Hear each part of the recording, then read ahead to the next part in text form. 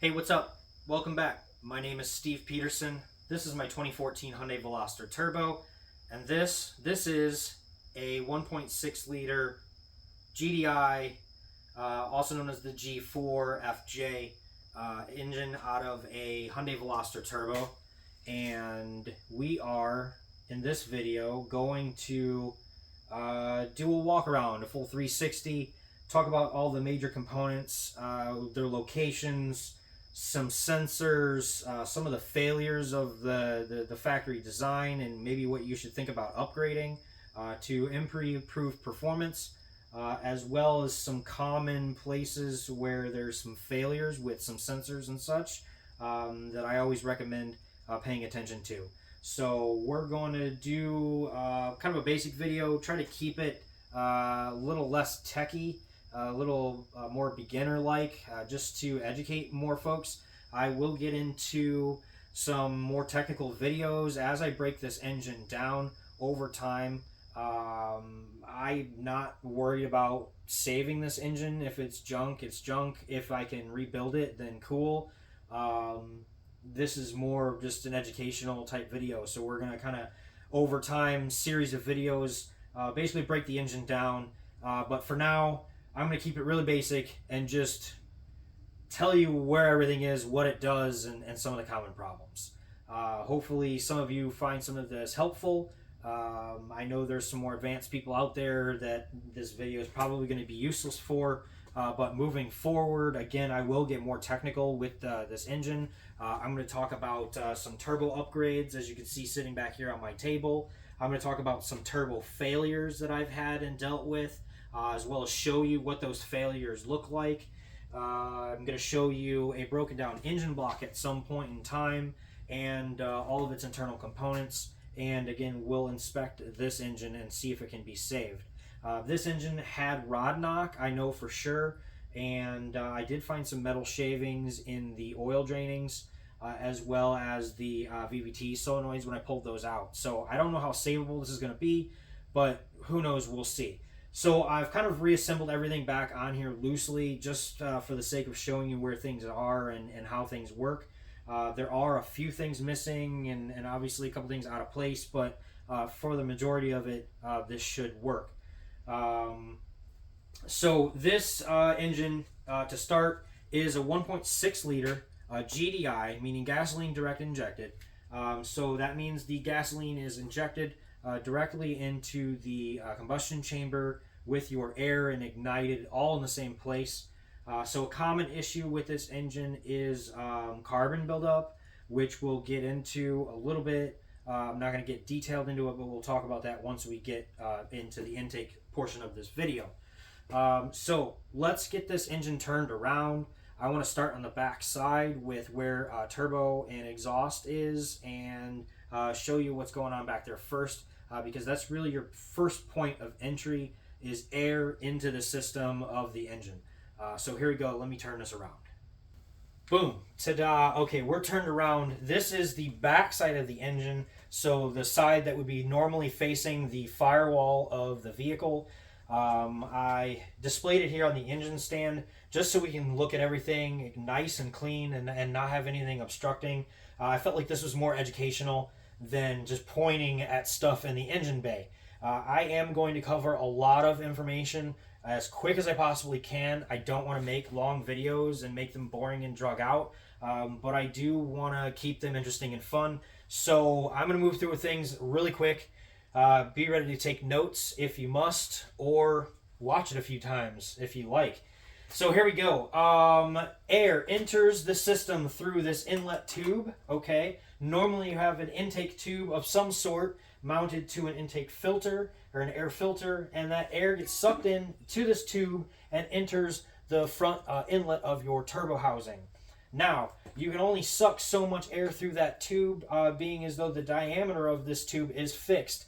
It is, if you were to put a measuring tool on it, 62 millimeters. 62 millimeters, like 60, like a hair. I don't know, my edges are a little dinged up. It's 62 millimeter diameter tubing here. So into the turbo, Obviously, you're also limited to the bore of your factory turbo inlet. I don't know the exact spec on that, but you're obviously limited. If you were to upgrade your turbo to a stuffed turbo, you're going to have a bigger inlet. It's going to get bored out. You're going to be able to suck more air in there. So something you might want to think about would be upgrading this pipe, this inlet pipe, along with your intake. But really not necessary. There's cars out there making low 300s with a stuffed turbo and this inlet tube. I just feel like that's a failing point really at a certain level. So moving forward into the turbo housing, you have two ports basically for the turbo. There's a turbine in the middle that obviously compresses air as it spins, and there's two ways for air to go in your turbo setup here. We are talking about, first of all, the air that's coming out of the bottom of the turbo is your hot compressed air. That is going to run from a hose from your turbo outlet here on the underside to a small, I believe it's a 2-inch aluminum tube here, the hot pipe along the bottom of the engine. Let's stop and pause that for now. Let's come back to the turbo and skip forward to the exhaust side for just a moment while we're back here. On the exhaust side of your turbo, you have a manifold, and that manifold is one whole piece, and also the exhaust side of the turbo. It has to be replaced as one whole piece. It's just part of the whole setup the way it's designed. So you have your exhaust that comes off of the head on your engine, and it goes into this manifold into a 90-degree turn here. There's just 3 nuts that hold that 90-degree elbow onto the backside of the turbo. And then you run into your downpipe or your cat. This is the basically factory OEM setup here. The only difference between this one and a catted one out there is that this one has been what's called gutted. Basically, I removed it. I knocked everything out of the inside of it. It is a hollow 2.5-inch tube all the way through. I ran this downpipe for years with no issues with a 2.5-inch MagnaFlow exhaust, and I loved it. It was great. It wasn't drony. It wasn't too loud. Anyway, this is an exhaust video. We're not going to go any further. Normally, you would have your exhaust bolted on this 2 flange here and go out the back of the car. You've got an O2 sensor mounted on your cat as well. We've moved back forward here. You have your coolant lines. There's an inlet and an outlet coolant line that go into your turbo housing. That's what cools your turbo or helps cool your turbo. Those lines are here off the bottom of your cooling housing and stuff off the side of your engine. We'll get into more of that as we get back to the front of the engine. Also on the back, there is a bracket. This is one of your hanging points if you're ever to lift the engine with an engine hoist. A hanging point here. There's another one here at the front of the engine. I'll show you. But again, this is one of your hanging points off the back of the engine. Okay, moving forward, continued around back to the front of the engine because that's where we left off. Remember that hot pipe that I was talking about underneath? Let's get this turned back around here.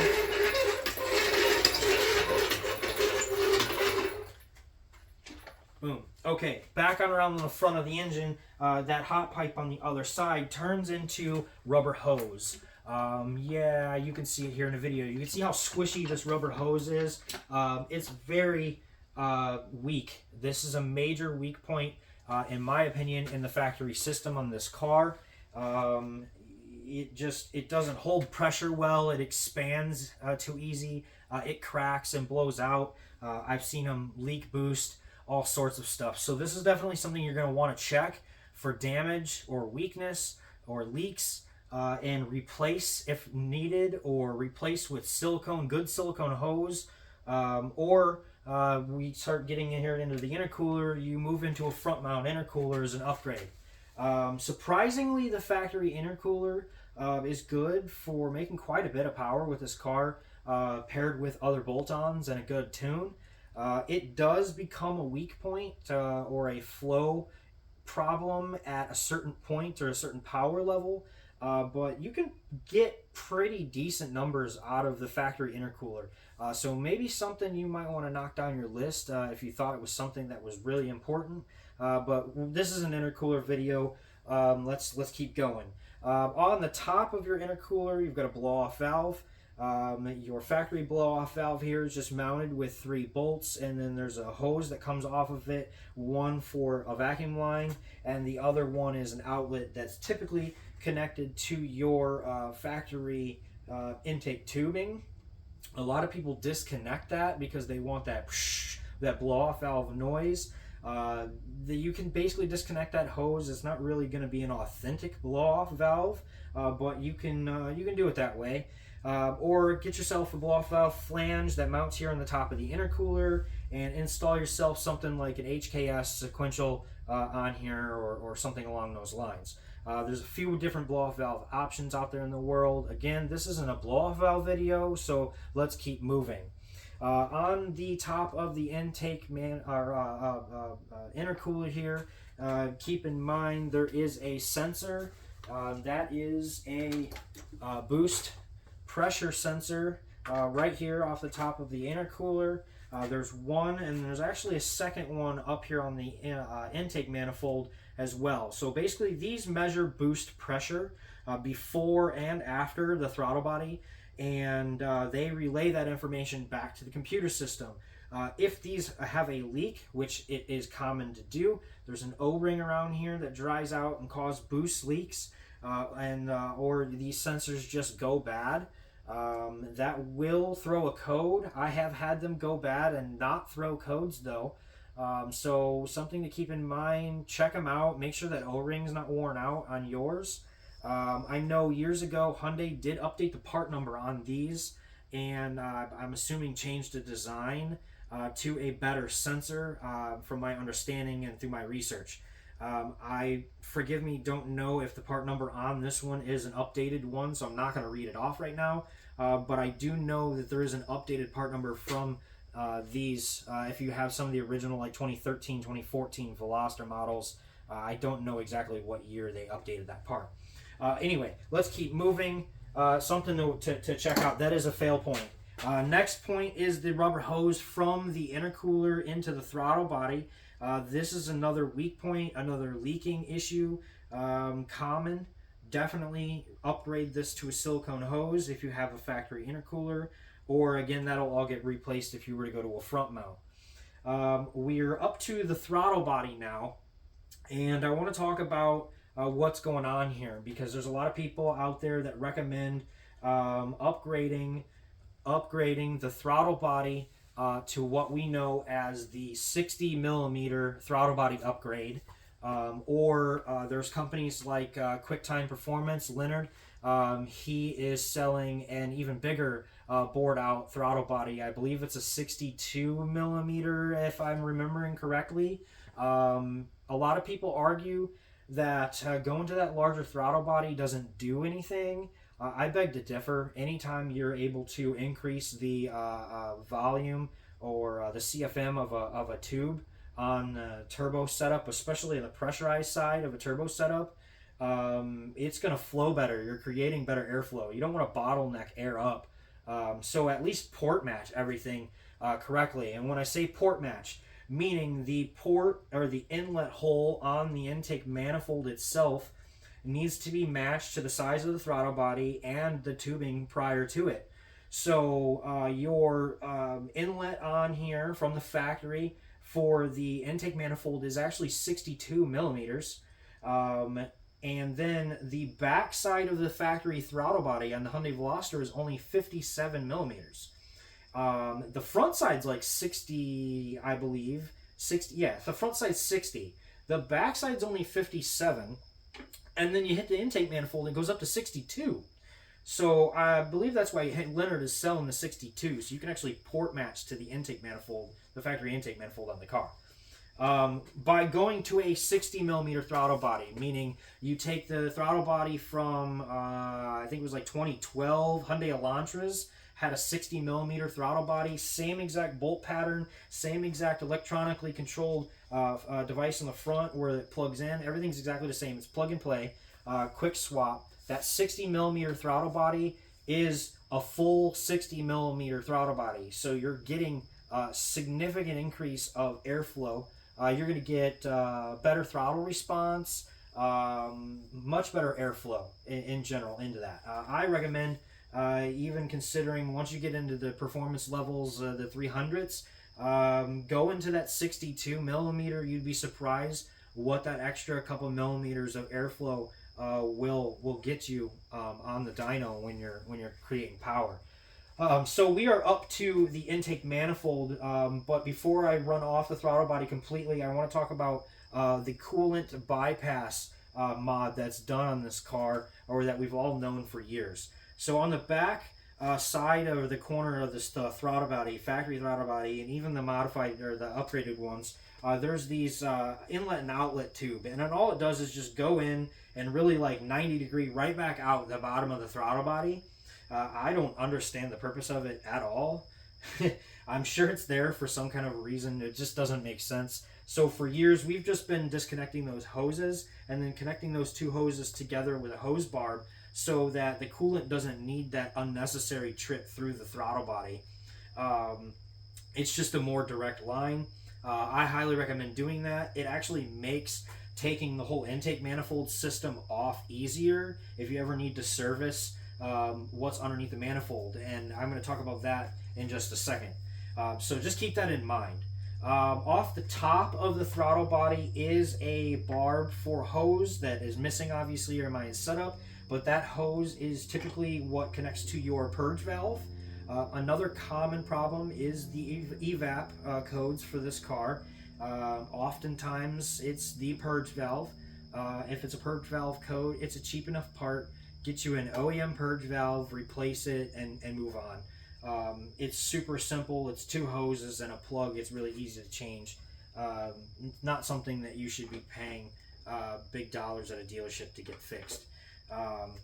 So we move on to intake manifold now. I mentioned before, just two 10 millimeter bolts and the plug for the boost pressure sensor on the manifold.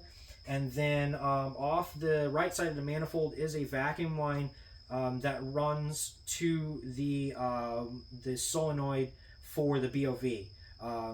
The blow-off valve is on its own solenoid, separate from the wastegate solenoid, which I'll talk about when I get over to that side of the engine. But for now, that's what that is hanging off the front here. As we come around here, to get the intake manifold off of this car, it's pretty simple. There's two nuts and 3 bolts, 1, 2, and 3, right off the top of the manifold. And then around the bottom of the manifold, there's a 10 millimeter that holds a bracket for a sensor. And back underneath where your throttle body is, there's a 12 millimeter bolt that everyone forgets about. I can't tell you how many people are going to take intake manifolds off this car and go, it won't go anywhere. You forgot that bolt that's down here. I do recommend not leaving that bolt out. If you ever remove your intake manifold, put that bolt back in. That's what keeps the manifold from tipping back and forth, which can cause issues up here where it mounts to your head, which you don't want to have. Before we move on to the main portion of the engine, and I've got you here at the front, we'll talk about a couple more things that's going on here at the front of the engine. Underneath the intake manifold is the fuel rail where your injectors are. Again, this is a GDI, so this engine is pumping fuel directly into the cylinder combustion chamber. And underneath here, there's a coolant line that runs your coolant outlet in your water pump. And underneath that is your AC compressor. If you were to do an AC delete on this car, there are people that have. You would not have this, and you just run a shorter belt or a smaller belt, and you can bypass having AC. And while we're down here, you have your oil cooler housing, your factory oil cooler, or where your oil filter screws on. Obviously there's some coolant lines that run out of the top of that. One of those coolant lines runs to where your water pump is, and then the other one does run back over here to where that coolant bypasses that we were talking about earlier with the throttle body. Off the front also, there's a big main harness plug. That big main harness plug is for your fuel injectors. There's a sensor here for oil pressure, I believe. And then also your crankshaft position sensor is down here. Your crankshaft position sensor is another common issue. There's just an O-ring that is around that sensor. That O-ring starts drying out. You'll have some oil seepage around there. If that sensor goes bad, I believe it will throw a check engine light. However, I did have a crankshaft position sensor issue a couple of seasons ago, and I did not have a check engine light. However, my gauges were being all weird. So like my tachometer was my speedometer, and my tachometer actually wasn't working. My speedometer was, and my turn signals were being weird, and like all kinds of stuff going on with my cluster. Basically, it was like the car was not acting right. I come to find out it was a crankshaft position sensor. Easy fix. Take that 110mm bolt out, pull the sensor out, put a new one in, plug it back in, ready to good to go. Else under here is also where your starter would be located. There's just 2 bolts that hold the starter in on this car, and then obviously the power wire and ground wire and the plugs for that. Kind of a pain in the butt to get to without removing the intake manifold. I recommend removing the intake manifold if you ever have to service the starter. That's again why I talked about doing that coolant bypass off the throttle body. It makes for removing the whole intake manifold quicker and easier and simpler.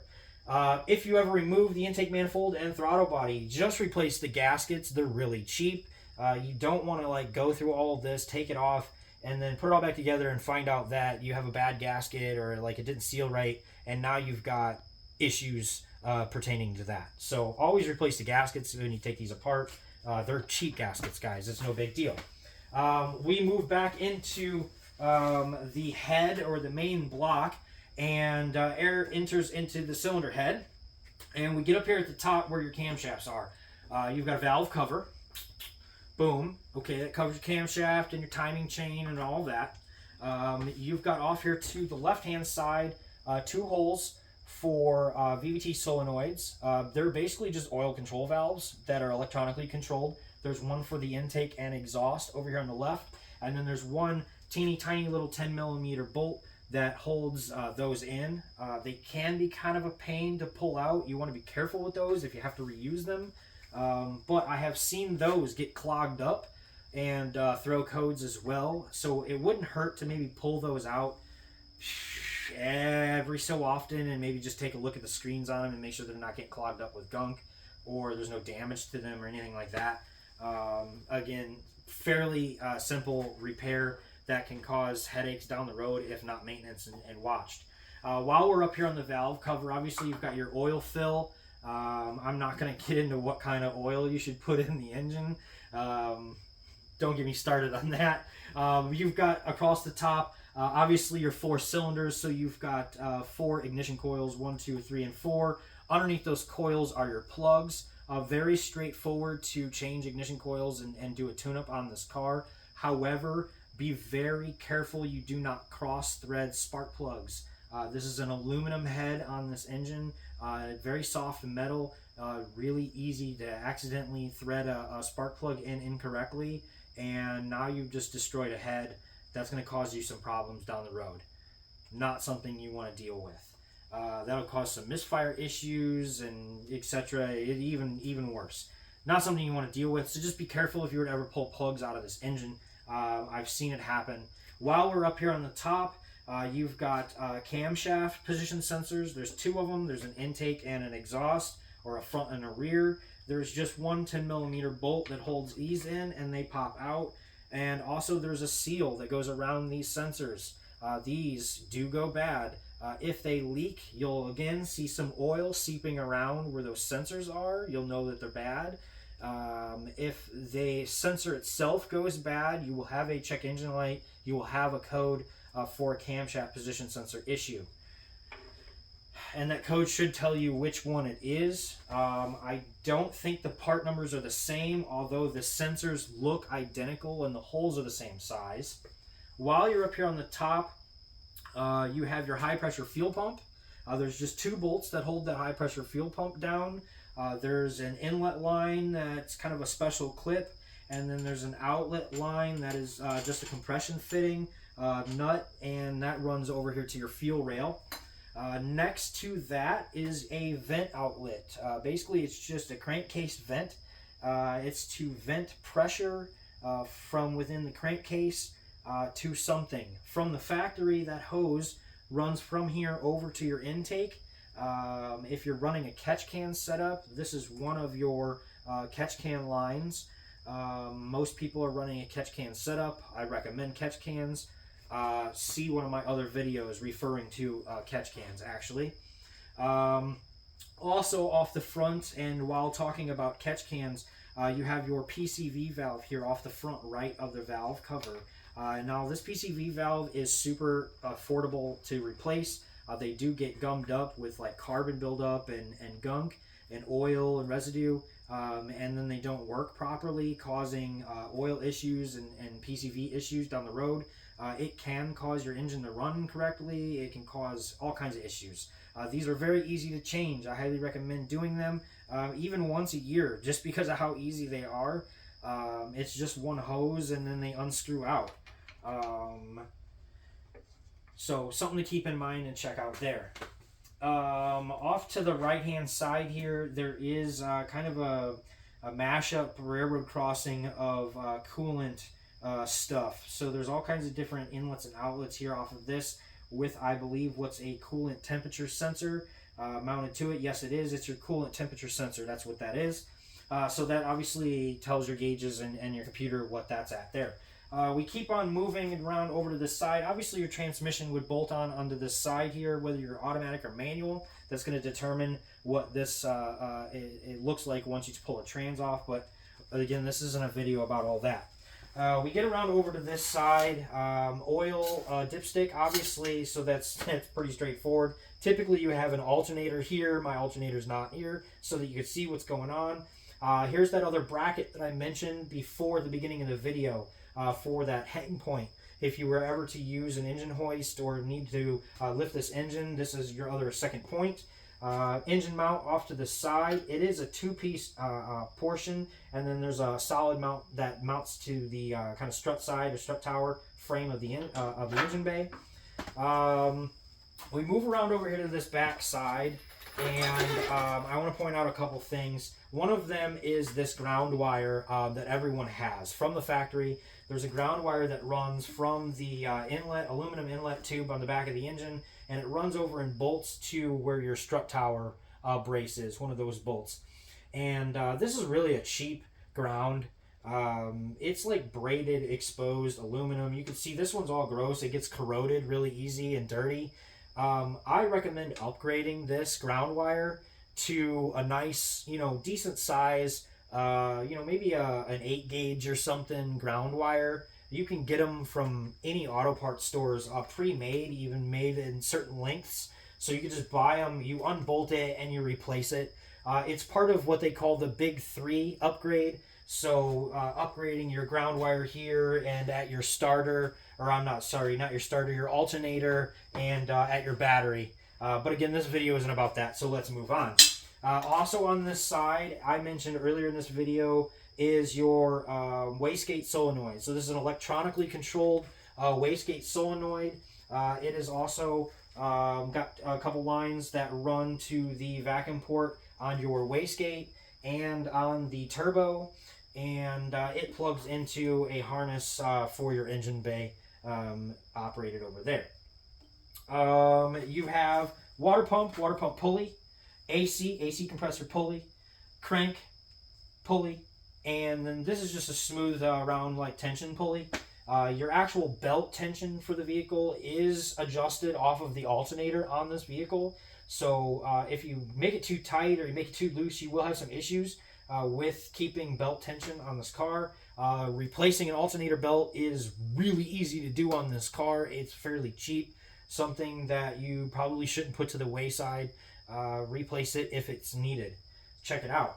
Hopefully this video is helping everyone of some sort, maybe learn something.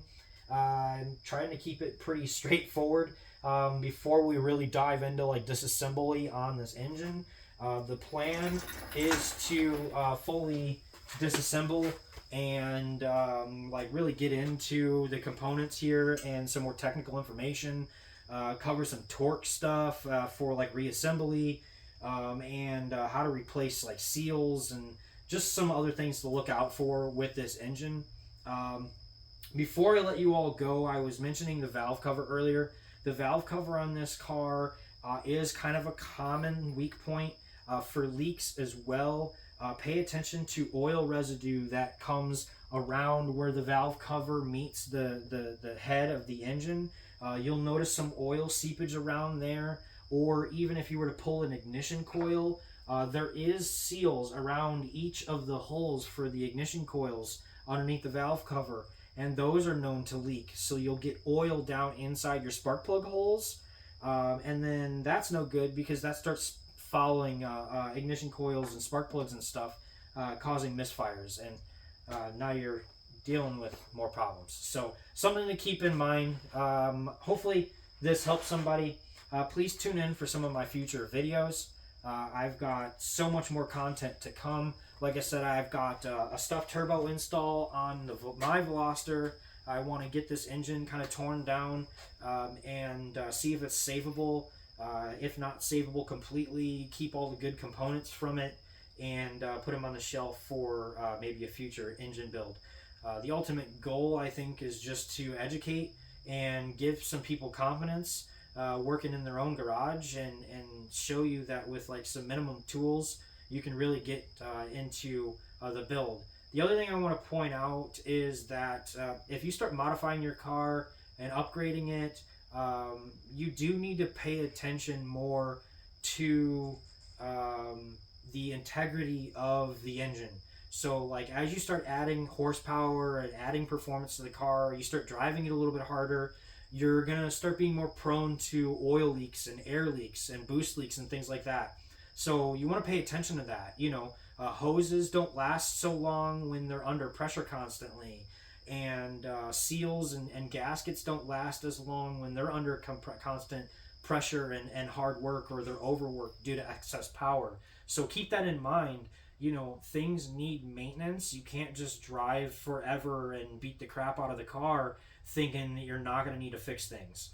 That's why this engine is on my engine stand right now, because the person that owned this car previously wasn't keeping the correct oil level in the car and wasn't changing it regularly, and didn't realize that how much this engine burns oil and things like that, and they ruined this engine because of that. So just keep that in mind. Also, if you start modifying your car and you've done it because you've watched some of my videos, know that I'm not responsible for anything that you've done to your car, whether it blow up or whatever. I just want you to mod responsibly, do your own research. Don't just take something apart without understanding how it works or how it goes back together correctly.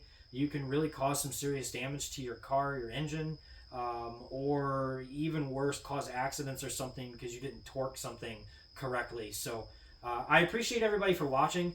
Hopefully this helps out. I've got so much more content to come. You can find me on Instagram at Steve the Woody Peterson, TikTok at Steve the Woody Peterson, here on YouTube at Steve the Woody Peterson, and thanks for watching.